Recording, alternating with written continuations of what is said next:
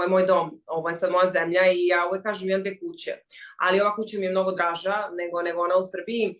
Prosto draže mi je da dovedem moju mamu i da ona ovde uživa i da iskusi Dubaj i da se ona onako malo skloni iz te neke isfrustirane negativne energije koju Srbija definitivno ima i to je ono što meni najviše padne. I zato se ne vraćam jer sam ovde se navikla na određen stil u smislu usluge. Znaš, ti kad uđeš u apoteku, tebe svako dočeka sa osmehom. Ti kad uđeš u bilo koju radnju, tebe opet svako dočeka sa osmehom.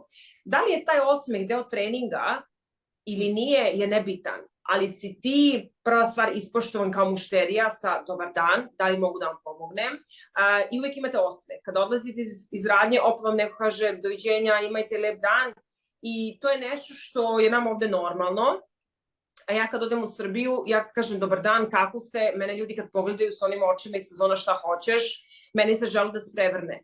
Jer uvek pomislim, dala sam ti dobar dan, kako ste, zašto ne mogu to dobiti nazad. Ali ja ne krivim ljude jer su ljudi isfrustrirani zbog nemanja para i 100 nekih drugih razloga, ali ja onda biram da ne idem u takvo okruženje jer mi takvo okruženje ne prija. Ne znam kako bi ti objasnila, neko sam ko itekako osjeća tuđe energije. I kad god dođem u Srbiju, ja osjećam onako jednu jako isfrustriranu, napaćenu energiju koja mi strašno smeta. I mislim da sam za sebe bih rekla i drugi ljudi kažu, onako, veoma sam živahna i komunikativna i imam tu neku onako bubbly energiju.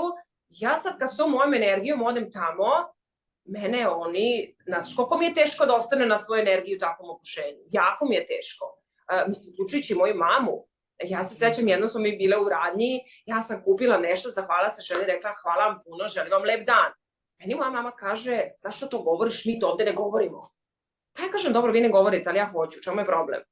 Tako da je to onako malo je drugačije i to je nešto što meni jako, jako smeta i eto, zato ne idem. Draže mi je eto da meni neko dođe ovde nego da idem na silu tamo. Aha.